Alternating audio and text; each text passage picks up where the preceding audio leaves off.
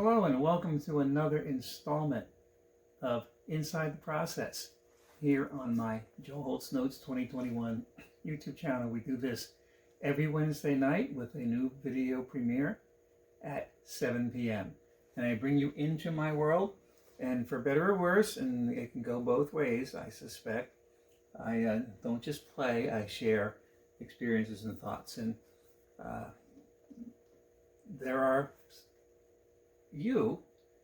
many of you probably watching, or most of you, who watch this regularly, and I really appreciate that. And I appreciate your feedback and your encouragement and your support. And if you're so inclined to provide support or encouragement, you'll see a link to my Facebook page. Ooh, I keep saying Facebook. Well, even before I started doing this.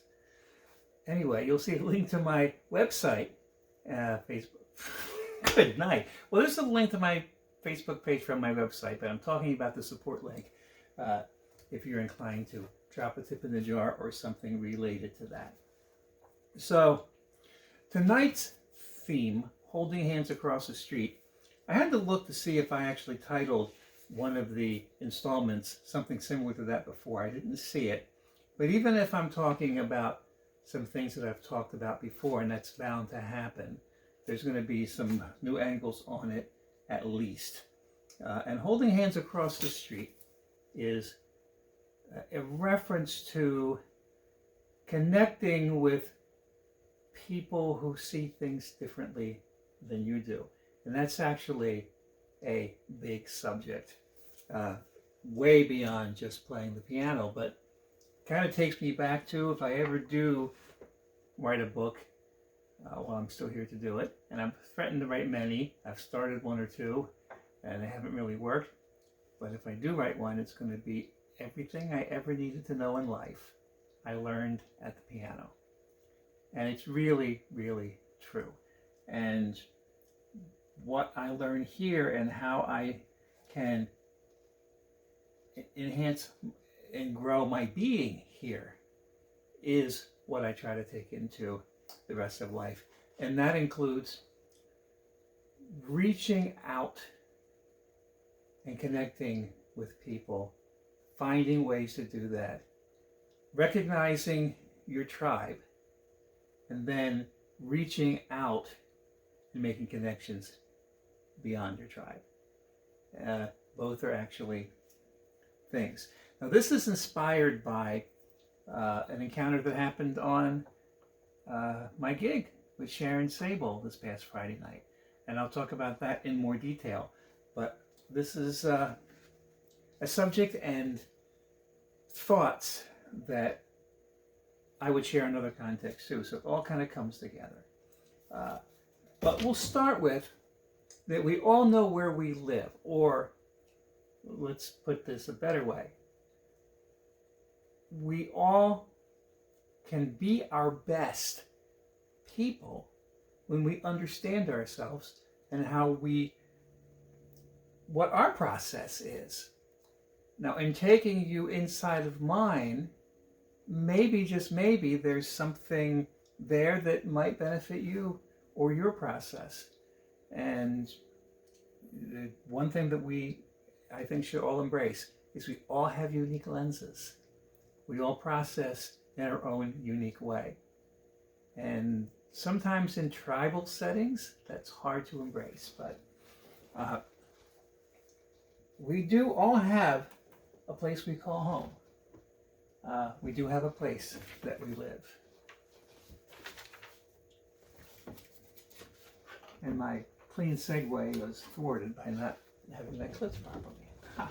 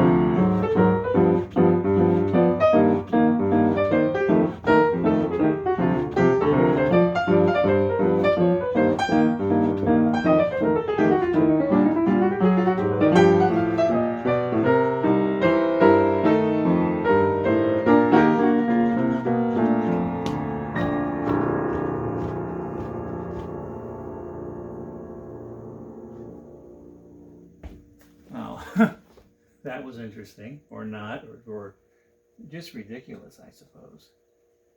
And I'm not going to worry about that at this point. And then I got a little whimsical, and certainly wasn't going according to whatever script I had for myself with that tune. Plays into tonight's topic. When we reach out beyond where we live to hold hands with perhaps someone across the street, which is where the title comes from. We allow ourselves to connect with somebody else's process while they connect with ours. And, I can't emphasize that enough in my own outlook on really everything.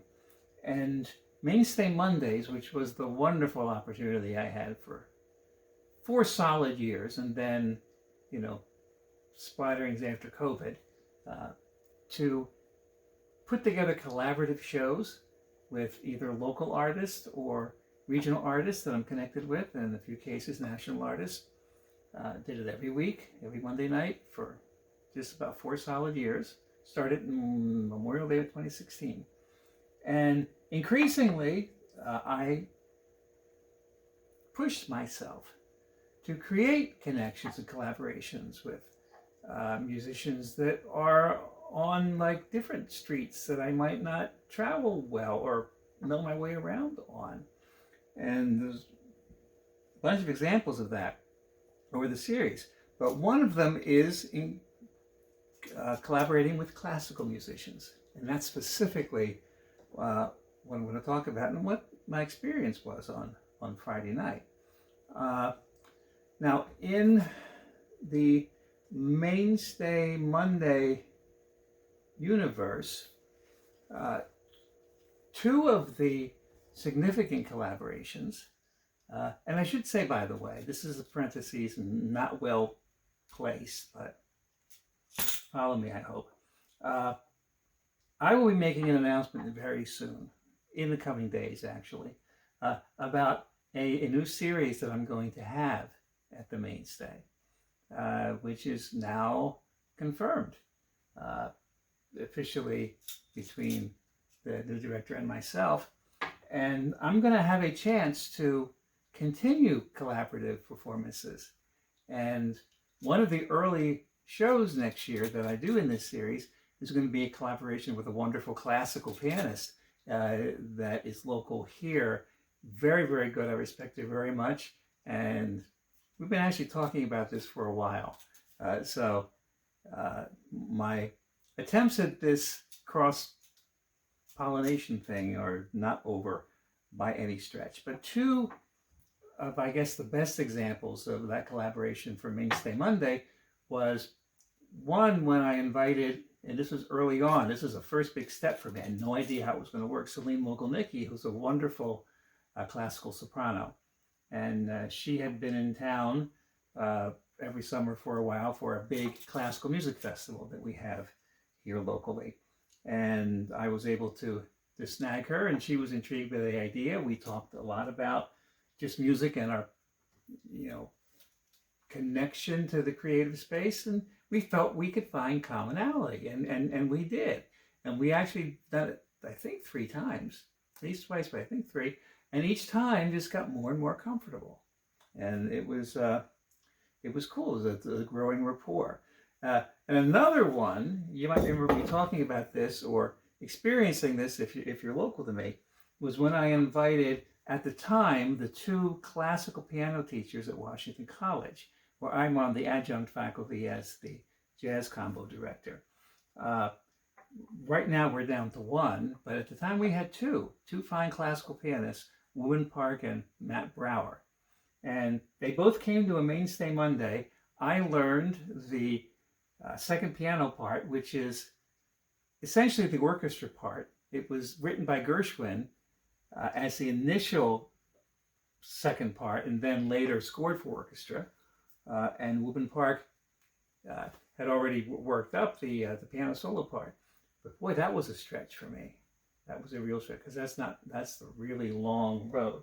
But I'm glad I did it. But Matt could also improvise. He was comfortable on both sides of the street. Not many people are. Primarily a classical player. I guess he would see himself that way. But we had this little mashup of Beethoven and My Funny Valentine.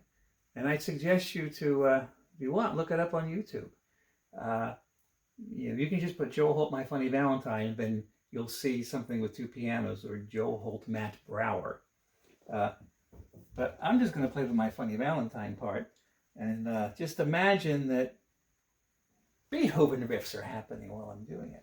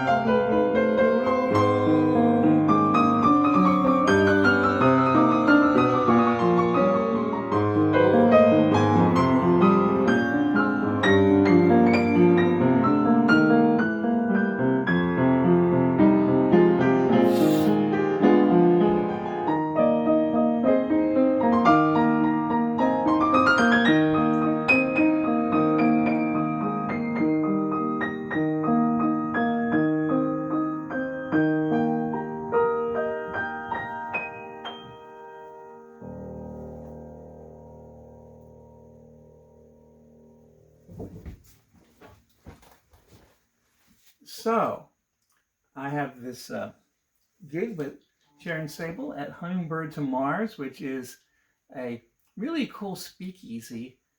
Actually, it's more than really cool. It's really cool.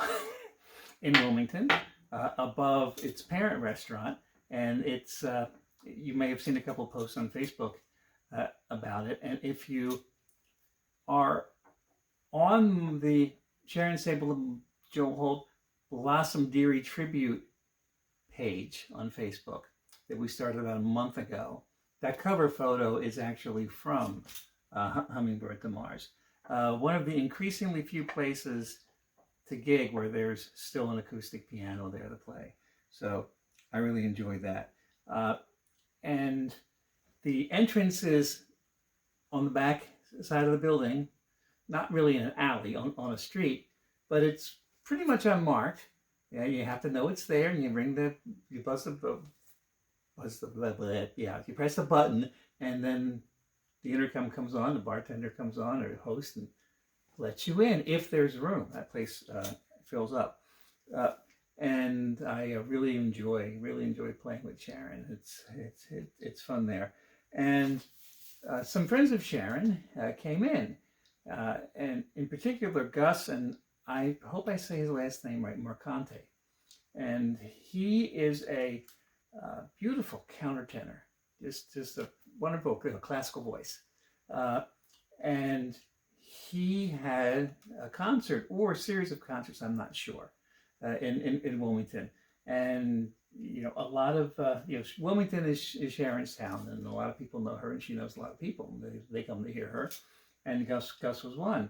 And apparently there was a rehearsal, there was something, and he brought two of the classical musicians that would be performing with him, along with him to Hummingbird, a cellist and a violist, both wonderful players, Jacques Pierre and Amati. And Sharon was able to persuade, and it really wasn't that difficult, them to sit in toward the very, very end of the evening.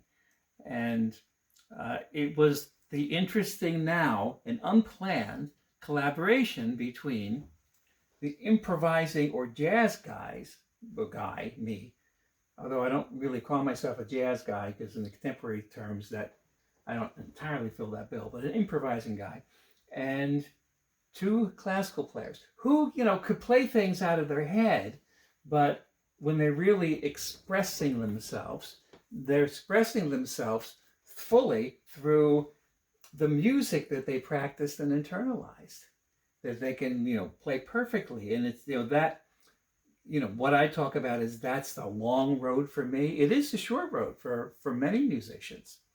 But they were game to get up there and try to work their way around. And Amati was being playful and was kind of jamming on the Sanford and Son theme, which was kind of funny. And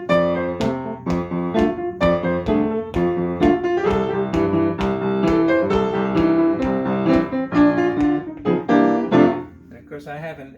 If I've ever tried to play that, it's been many, many years, but it's something like that. And yeah, so he knew the environment he was in, but initially Gus came up to sing, and they were just, hearing just like whole supportive sounds to play behind.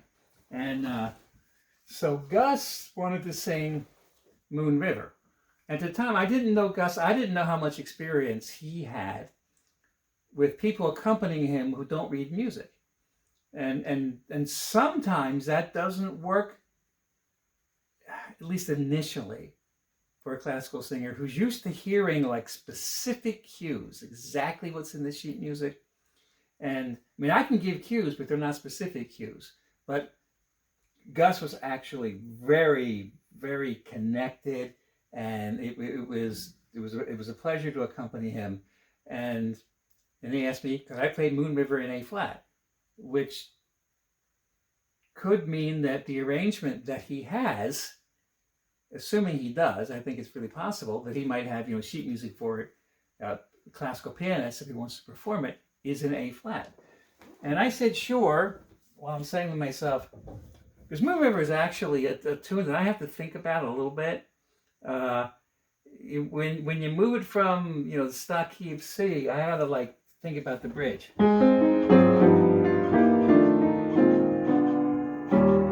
Just kind of screwed it up right there. So it's I'm like, sure, I can play it in A flat, and I'm like, I hope I don't really mess him up. But I didn't say that part out loud. But it was cool, and he just starts singing, and he's feeling it, and I'm feeling where he is, and it's great. So then we're getting to the end, and I'm sure that these musicians aren't used to people talking to them while they're performing, but except for hand signals, or gestures which other musicians understand, sometimes you actually have to verbalize things.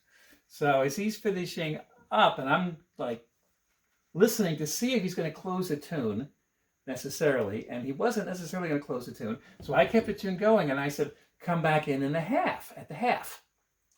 Yeah, two drifters off to see the world, I think is the lyric. But I said, come in at the half. And I was hoping that was okay. I didn't know. as I'm trying to remember to keep my place in the key of A flat. And he said something like, I'll go wherever you say, but he thought I said, come back in F. And we're actually having this conversation while I'm starting the solo. And it's, there's no, the half. Oh, the half. And he seemed to content with that. So I just had to, wait and see when we got to the half, if he was going to be there. And he was. And it was wonderful. And he was, if he had a written version that he played from, he wasn't tied to that in any sort of way that kept him from really listening to me. And yeah, it was great. So what I'm going to do is I'm going to play Moon River once, probably not well, in A flat. And I didn't have to play the melody. I did sort of solo on it. And then I'm going to move it to C, which is a stock key. And who knows, I might actually play it worse than C. But here's the key I played it in Friday night.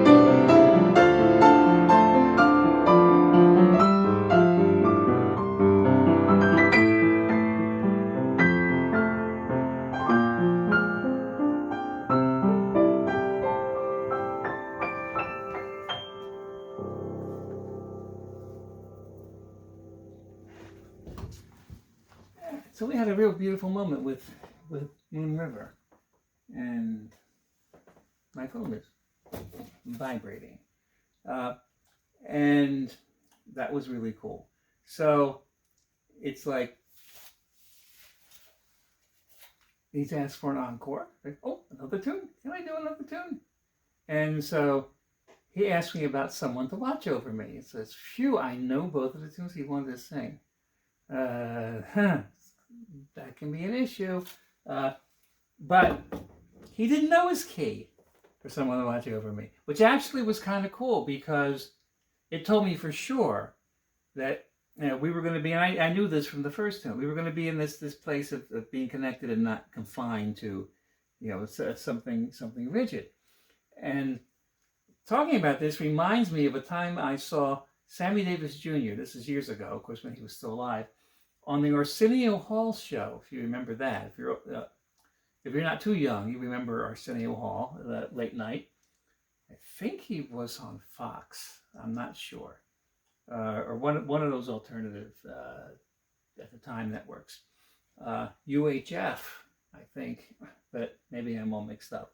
But he went to sing something, and he went up to the band, and he said on mic, "I don't know my keys."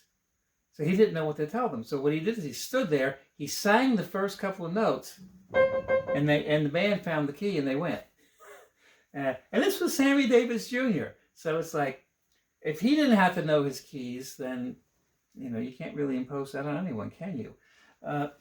So we were actually, Gus and I, like moving around and say, well, stock keys, E flat. And fortunately, I knew the verse. I don't know the verse to too many tunes. That one I did. Yay. And I'm going to write something down. Yeah, there it is. And so E flat, no good. Go down, go down, go down. Play it in C. Go down. Needs to be lower. And then here's where I guess there's this little bit of tension within me, because I want to be totally deferential to the singer, because especially in certain singers' cases, even a half-step difference in the key, like the smallest possible move. Some people have rubber band ranges and it doesn't matter, but for a lot of singers, there's a sweet spot, and that sweet spot might not be a key I like to play in. Keys I don't like to play in would include B, or E, or G flat. Those are my three least favorite keys, and I'm not as proficient in them. But it's more important that the singer, the one you're accompanying, be comfortable. But sometimes I will, like, attempt to steer, and it's like, okay, we're going down, how far are we going? I think B flat was still no good. So I'm thinking, you might like A flat, but then at the time, I don't know why, but I just felt I might be more compromised in A flat. I'm going to try G and see if he likes G, because I was playing the notes for him. Yeah, G's good. We did it in G. Then as we're part way in, it's like, I'm thinking he might have enjoyed A flat more. It was just a small little difference. And then it's like, why didn't I suggest A flat? I mean, I could play Moon River in A flat. I didn't get a choice for that one. But we played we played Someone to Watch Over Me, not Somewhere with Rainbow. And we did it in G. But I'm going to take a chorus of it, including the verse, and I'm going to play it in the stock E B flat.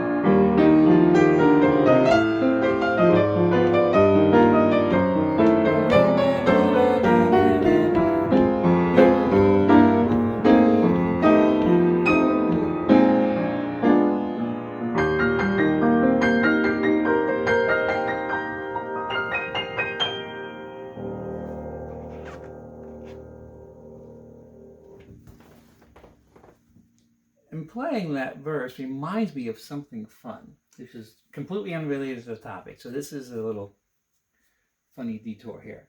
So musician friend of mine, Max Murray, a wonderful bass player, hit me to something you can do with the verse to someone to watch over me to turn it into a jazz tune.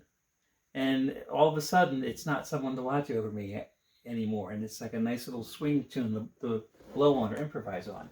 So the form to that verse is atypical. It's AAB. It's a statement, and and that happens again. And then there's this contrasting part, which I actually almost started in the wrong key.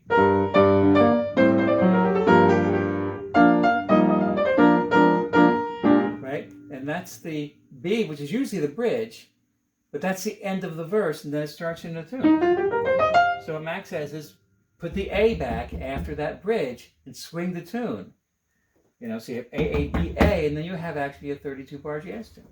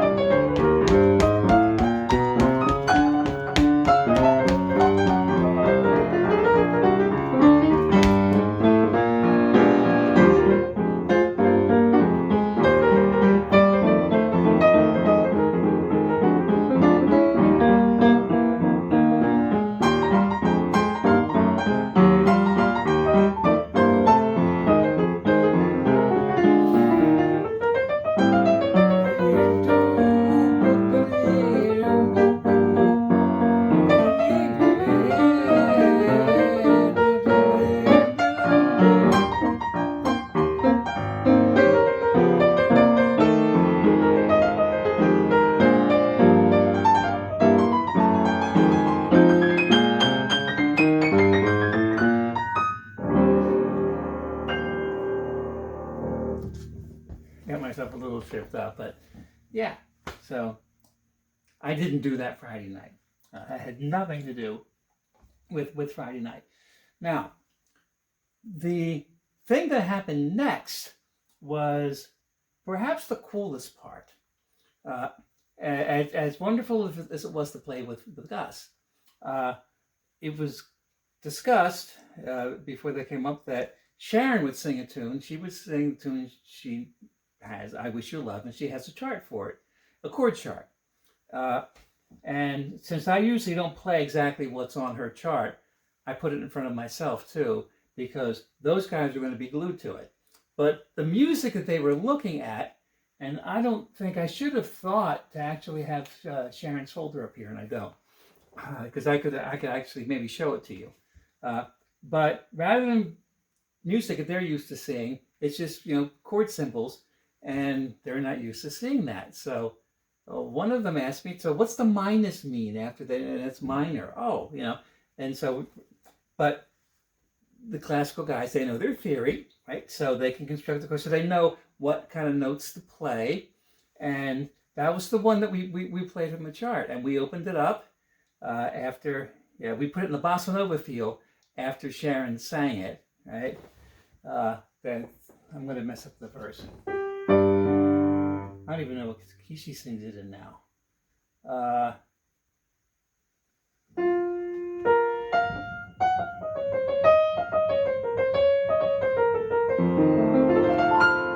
So that's how the verse starts. And then we moved it to a nice bassa, and then we just sort of opened it up. We had the solo section, and I tried to stay out of the way. Tried to play off of them, and they were getting more and more comfortable. And then at the very end, I made the kind of decision, it was happening anyway, to just go into a vamp. Now, this is something that's not in the classical musician's world. So in that vamp, now they could take their mind, because it was just like a 2-chord kind of thing. It was something that they could begin to feel their way around, and more comfortably. And then some really cool stuff happened in that vamp, and it's like, success, and you could tell guys were happy doing it, because it's an experience they don't usually get to have. They don't get to get it. All right. So now that I'm blanking on the verse, and I even remember what key Sharon sings it in. So let me just play a bossa chorus. And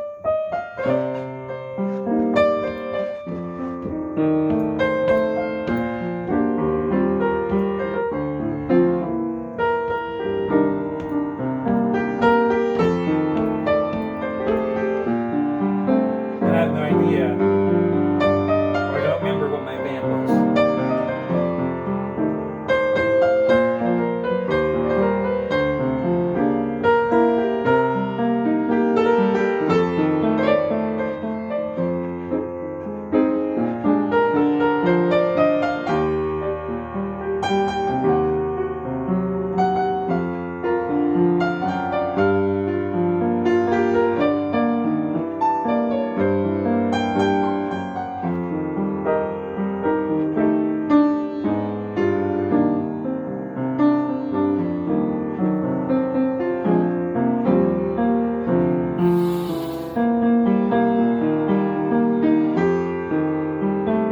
I'm going to take another chorus.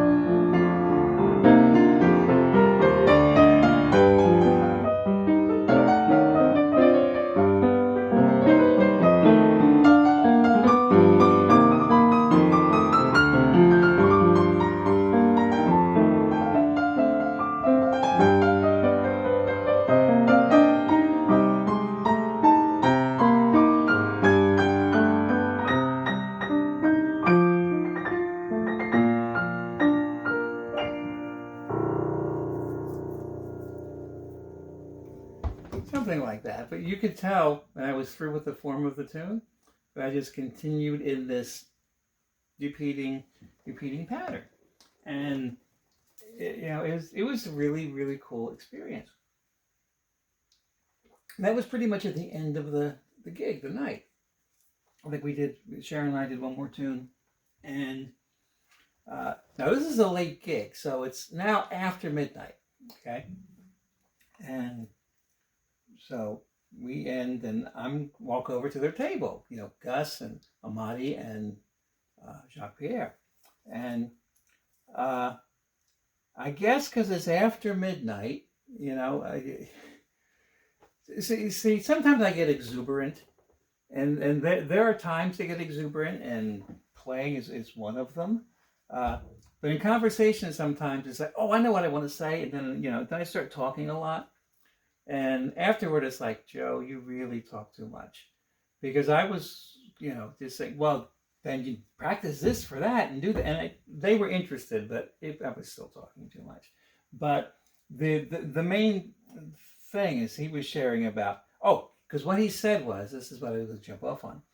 Apparently, Gus and he were talking before I came, and it seemed like that, Jacques Pierre was complimented on what he did. And I got lucky, he said. And I jumped on that. It's like, no, well, you were feeling it. And when you're feeling it, you know intuitively what to do. That becomes purposeful, and it's not luck. And that's actually like the central idea that I try to convey about improvisation. And I went on my little 90-second tear. I can do it quickly. That when you're improvising, you don't think about the labels. You don't think about what things are called. What you have to interpret in classical music, you have to erase that. You have to make that go away, because that would be like me talking to you and trying to spell the words that I'm saying while I'm saying them, which is a process completely unrelated to the expression of the words ultimately. And those symbols on the page are unrelated to the expression of the notes ultimately. It's the path to them, if that makes sense. So, the simple exercise that I suggest people to do, in terms of just playing by ear and feel and build a vocabulary of relationships, so that when you hear them, you can find them purposefully. You're not guessing, but you're not calling them, B flat or E or 12 or anything else. And I get excited about sharing that kind of thing, and it was cool. But I think I have to be just aware of, be careful about talking after midnight. Or is that walking? Depends on the neighborhood. In either case, maybe.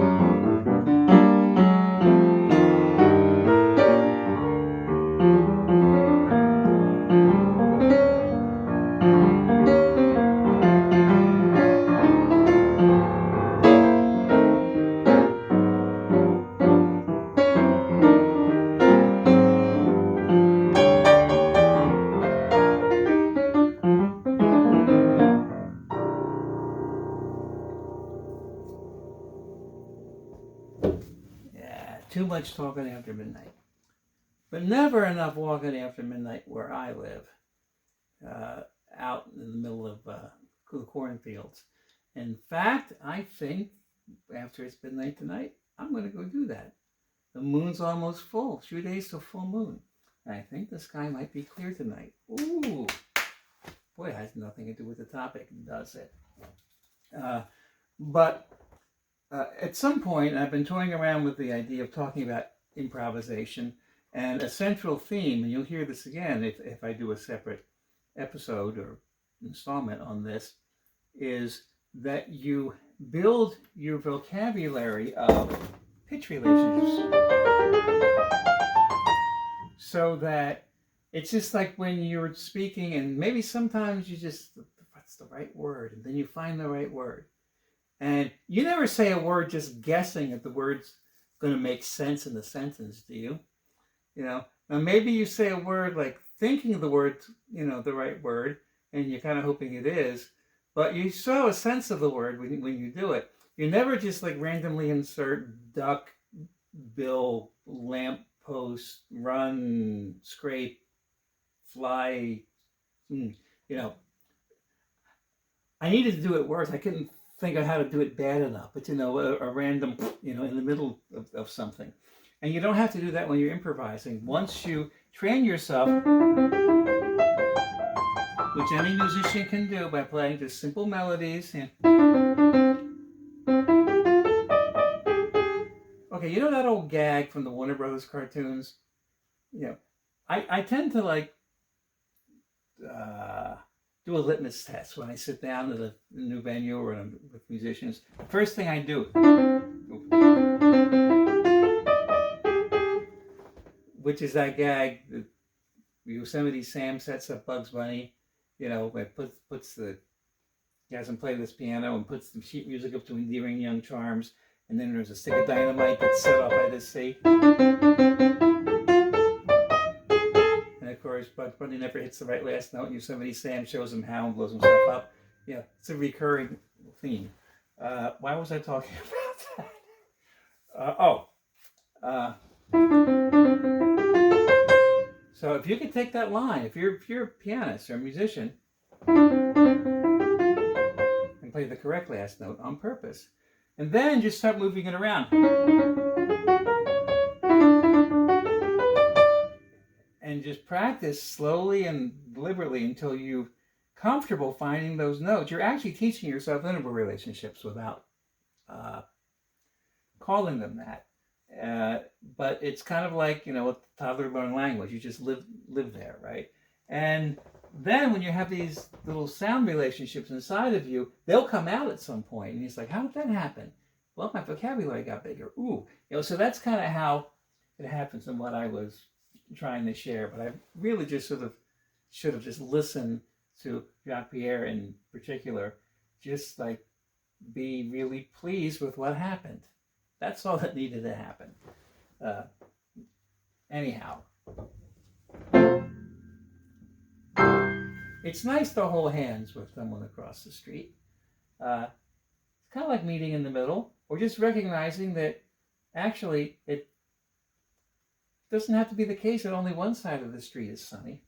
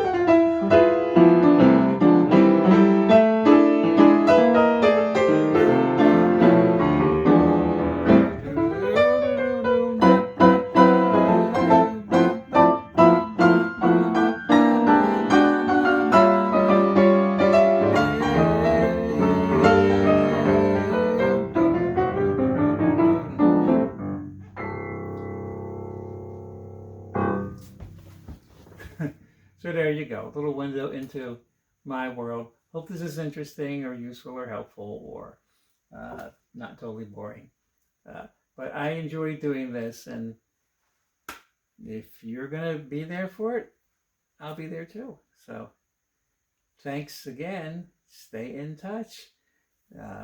And tomorrow night, Thursday, will be the Piano for My Friends hour. So join me there on my Joel Holt's Notes YouTube channel. Thanks again.